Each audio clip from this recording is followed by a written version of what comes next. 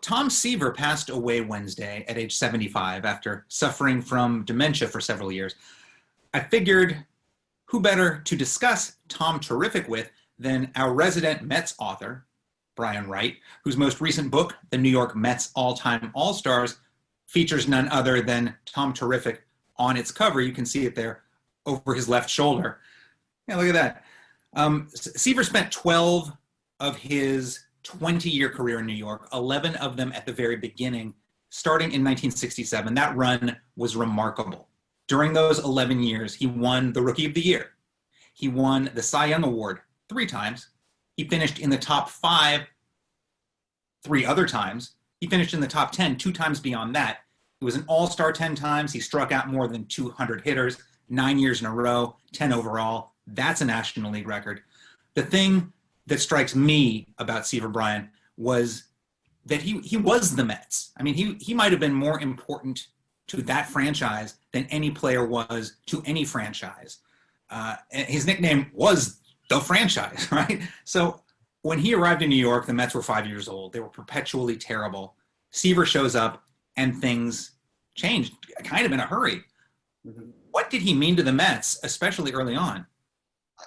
Just about everything, Jason. You talked about the statistics, and he leads in just about every measurable category, some of which will never be topped just because of the way pitching has changed over the years.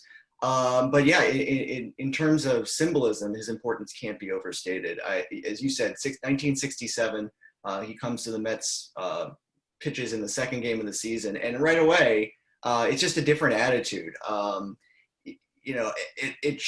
Rookie of the Year, as you mentioned. Then when Gil Hodges came aboard as manager in 1968, a man who he considered the most influential person in terms of his playing career, that was just another addition to kind of changing the identity of the Mets from just continuous loserville to being respected. And then 1969, obviously, everything just kind of came together. And Tom Seaver was there were a lot of people who influenced the Mets in 1969 who had made contributions. Gil Hodges, I always say this, if Gil Hodges was one of the most important people in Mets history, Tom Seaver was without question the most important player and maybe the most important person, period. I mean, I think he is. A lot of different factors, a lot of people played a part, but it was Tom Seaver who they all revolved around. He set the tone, changed the attitude. What I was most, of all the things I was most impressed is just the incredible power he had on the mound, mixed with that remarkable precision. It was like an artist equipped with a rocket launcher, and because the way he would talk about pitching, he always talked about it, not just it being physical, but being mental. It was a mental and physical art form, and he was a master of both aspects. Yeah, and I think what might be understated is not just the effect that he had on those kind of nascent Mets championship teams on the field, but the effect he had off the field. Nobody worked harder, both in terms of physical preparation and mental preparation. Yeah, he was never going to be outworked. No one was ever going to outsmart him. And that rubbed off on the rest of the team. As I said, Gil Hodges also had that influence, but I mean, it was Tom Seaver who kind of did that in terms of the rest of his, who made that influence for the rest of his teammates. I talked to other Mets players, other teammates. Art Shamsky was one who said that he just, when he spoke, we listened kind of in the same way of Hodges, but when he took the mound, we kind of had that idea we're going to win. And that's a major, that's a comforting feeling when he's going out on the mound, and more than likely he's going to pitch a great game, because more than likely he did. Yeah, safe to say that the Miracle Mets would be somewhat less than miraculous were Seaver not on that team.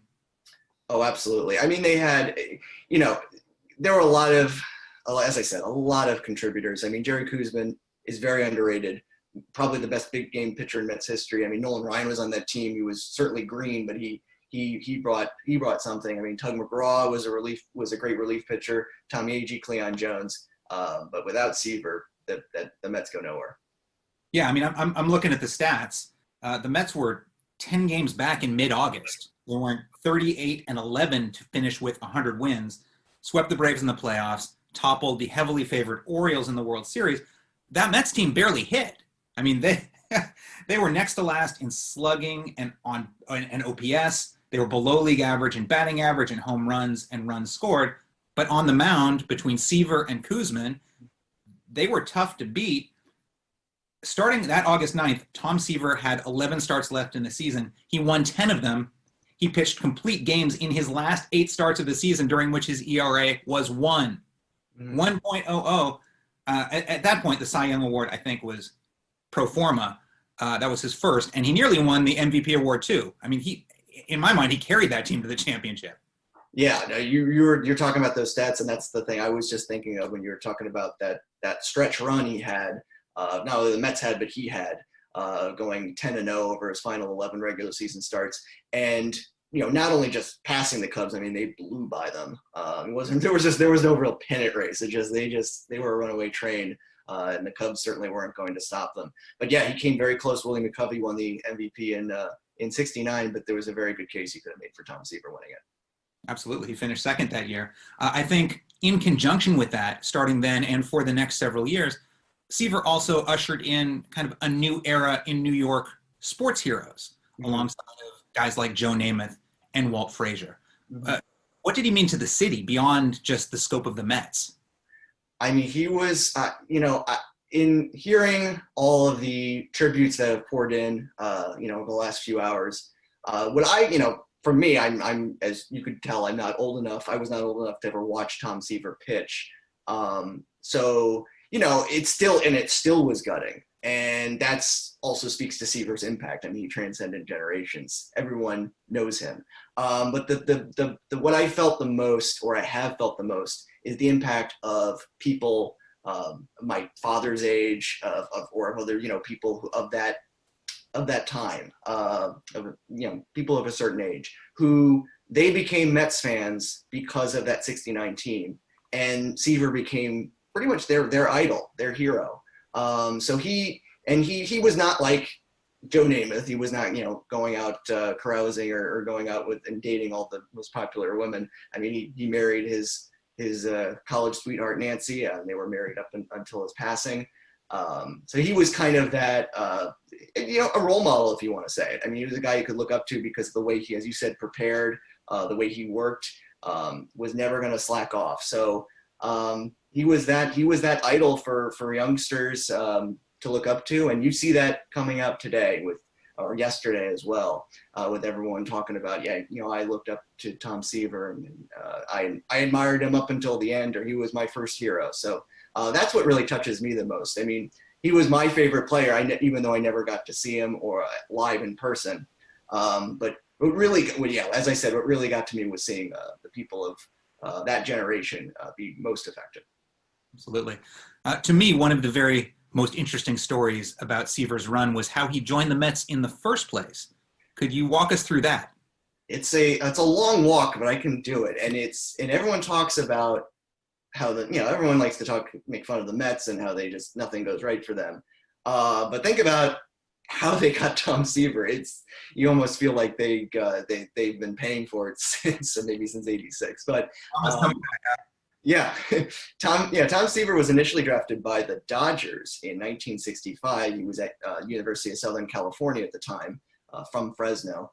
But the Dodgers, namely a scout by the name of Tommy Lasorda, refused to pay the $70,000 asking price that Seaver had. So Seaver returned to USC, and the next year, I think it was like the next February of 1966, he comes to an agreement with the Braves, and the Braves signed him for like a $40,000 bonus.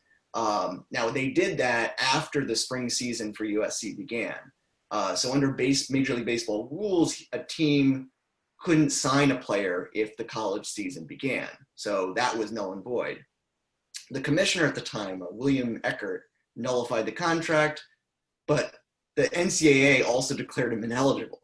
So he was in this weird, no man's land. And his dad intervened and demanded the commissioner rectify this in some way. So Eckert set up this special lottery for any team. He basically said the Braves, you can't sign him, but I'll set up a special lottery for any team willing to match that $40,000 bonus that the Braves put up.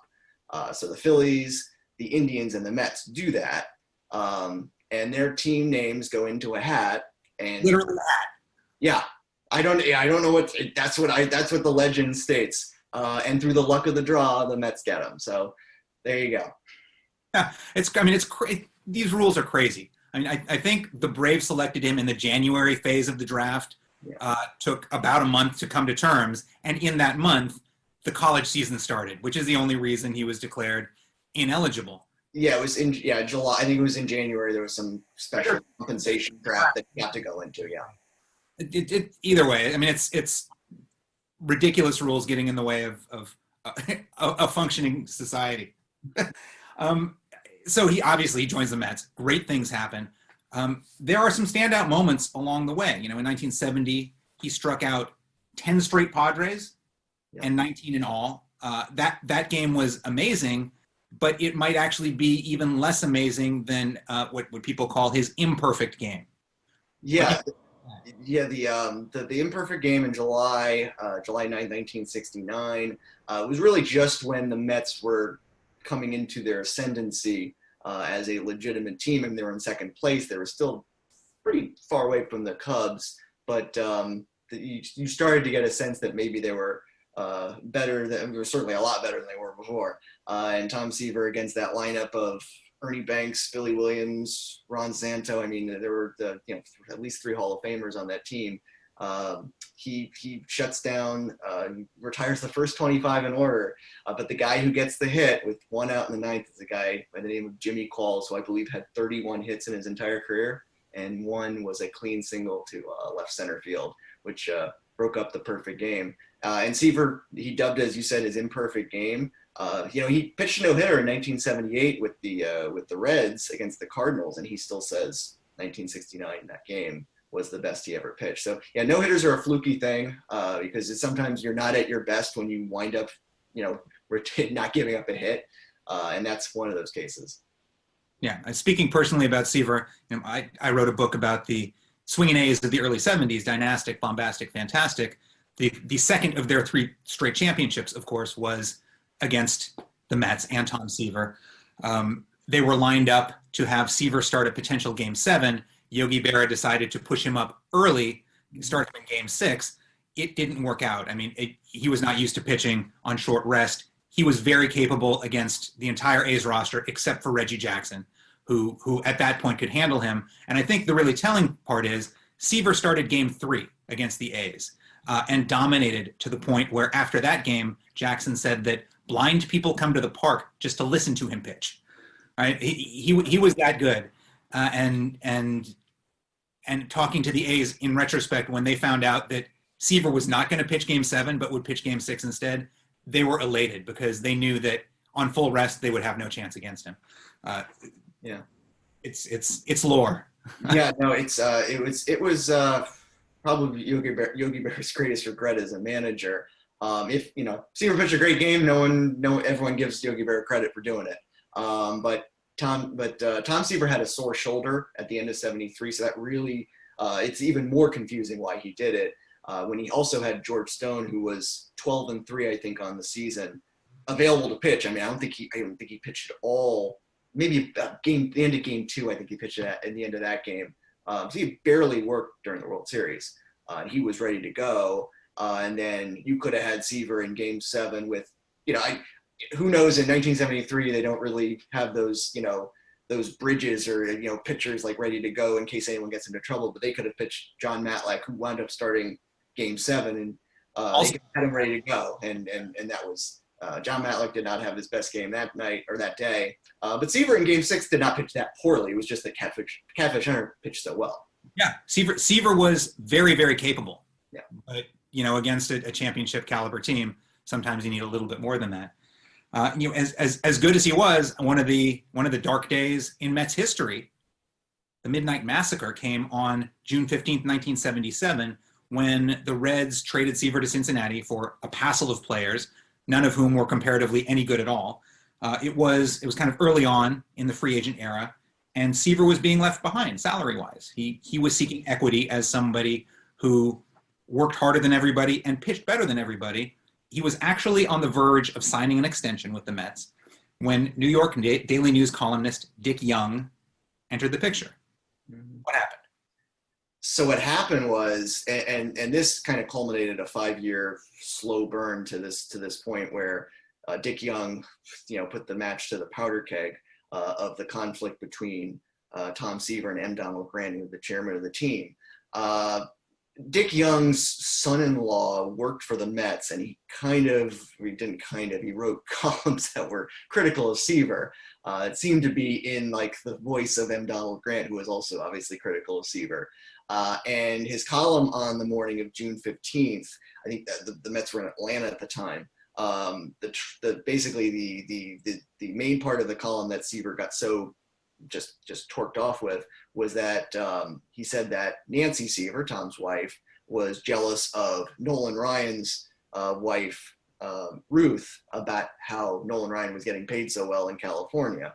And Tom took that personally, saying, don't get my wife involved, and called and demanded, saying, that's it, just get me out of here. And June 15th being the trade deadline, the Mets' leverage was all gone, and they just kind of scrambled and made a trade with Cincinnati, as you said, for Pat Zachary, Steve Henderson, Doug Flynn, and Dan Norman. And they did not add up much, save for the fact that their talent wasn't going to match up. They weren't going to even come close in terms of impact. And Seaver left, and all hope left with it. The team was just dreadful for the rest of the 70s and into the early 80s, and it took them 6-7 years to really recover. But that really started, like I said, it was like a 5-year kind of process that began with Gil Hodges passing away. And then 1975, at the end of 75, Joan Payson, the owner, passes away. And so the two kind of, I don't want to say confidants, but his level, his sources of comfort were gone. And with M. Donald Grant kind of taking over baseball operations, he was a good friend of Joan Payson and worked with the team, but didn't really have a hand in it. Now he had a heavy hand because Joan Payson's daughter, Lorinda DeVerlay, did not really want to get involved. So M. Donald Grant comes in, and he's not a guy that he was old school back in 1975 or whatever. And he did not understand free agency. He didn't understand the modern athlete, which Seaver obviously epitomized. So that created the rift, where M. Donald Grant saw Tom Seaver's demands to be paid what he was worth, especially when free agency came on. He thought it as like just whining. He just was like, you're arrogant. Why are you doing this? And on top of that, the Mets weren't making any moves in free agency, in this new advent of free agency. They weren't, giving Tom Seaver that much run support or that much offense to really work with. So those two combined factors led to the divide. And then, as we said, comes to June 15th, 1977, it ends in the darkest day in Mets history still to this day. Yeah, and it makes sense. I mean, Seaver worked hard to win, and he wanted his team to show the same dedication, and they steadfastly refused. Yeah. You talk about the dark era that followed. The Mets were terrible in the late 70s and early 80s. Their turnaround might have been in conjunction with the return of Tom Seaver, who rejoined New York via trade in 1983, and at age 38 actually pitched fairly well. You, as a Mets fan, got one season of Tom Seaver before the Mets again kind of bungled things. Yeah. Baseball had a kind of a re-entry draft. It was still early in the free agency. The way it worked is teams that lost free agents got to pick from a pool of unprotected players as compensation. The Mets figured that a 39-year-old Tom Seaver would be of no interest to anybody, and so they left him unprotected. Sure enough, the White Sox snap him up. He wins 31 games over the next 2 years for Chicago. Yeah. New York then. Yeah, not only does he win 31 games, one of those is his 300th game, which he wins in New York, except it's at Yankee Stadium, and he's wearing that hideous White Sox uniform and not the orange and blue, which is just another more salt in the wound to the Mets. It was great that he did it in New York, but it's just ridiculous that he did it as a White Sox in Yankee Stadium. Yes, you said they just never thought anyone would pick him up at 39 years old after one season. And that 83 season, that was the year they got Keith Hernandez and were were on the ascendance again, but they still were a last place team. So Seaver's record wasn't all that good. But think about how he could have served that young pitching staff that comes in with Dwight Gooden, Ron Darling, Sid Fernandez. He could have really helped out and really been a great veteran presence, not only in '84 but beyond. And who knows, he could have stuck around in '86. But I don't even want to think like that. Oh my God, I mean, when you think about what went wrong for the Mets' young stars like Gooden, like Strawberry over the years, to have a presence like Seaver in that clubhouse could have changed so many things. Mm. Anything else about Seaver you think we should address on this saddest of days? Yeah, I can't really, I don't know. It's just, there's so many different thoughts going through my head. I mean, I was sitting at my computer, I was playing like with my girlfriend's family, like a game night. I just see the news, and it's just, you call it a gut punch, and it was. I mean, the air comes out. You're just like, oh, even knowing his, debilitating physical condition, the announcement that the dementia diagnosis, the retirement from public life, combine that with Lyme disease, which he contracted, some 30 years ago. You kind of knew, his health was declining. Nonetheless, it still hits you. And, again, I never saw him pitch ever. I was, 5 years old in 1992 when he went to the Hall of Fame. But, certainly, like, I made sure to call my dad because I knew he took it hard, and I knew that it was something that should have come from me. It's almost like a family member passing away. You need to tell someone. You don't want to just email it to them. You don't want to, text them or anything like that. You want to call them. So those are the thoughts that I had initially. And like I said, my thoughts, not only obviously with his family, but just the people of that generation who were most affected by him. If I'm feeling, a certain way of a certain feeling of sadness, I can't imagine what those other people are feeling. So, there'll never be another Tom Seaver, another person of that much impact. Jacob deGrom, we see what he's doing and the brilliance that he is possessing on the mound. There's, with all due respect, there's no way he can live up to Tom Seaver because of what Tom Seaver did in the time he did it. As we talked about, the impact, changing the image, changing the symbol, being the symbol of the franchise, and being the franchise in essence and in name, and definitely it's apt. That impact is so long lasting, and it never will go away. So, he is the player by which all their Mets are measured, and no one's really come close. No, I think you're right. I'll close this by reading something that Bart Giamatti wrote in 1977 in the New Yorker, long before he was baseball commissioner.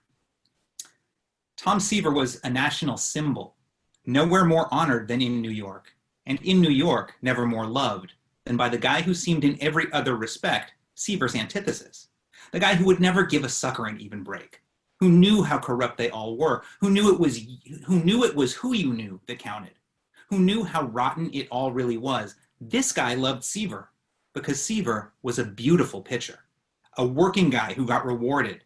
Seaver was someone who went by the rules and made it. Seaver carried the whole lousy team, God love him, on his back and never shot his mouth off and never gave in and did it right.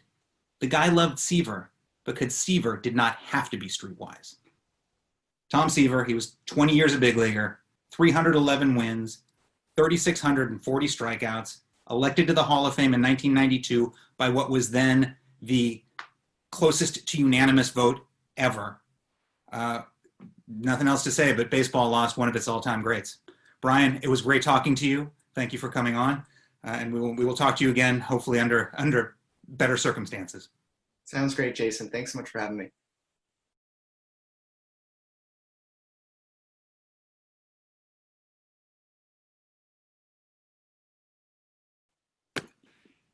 That was terrific. All right.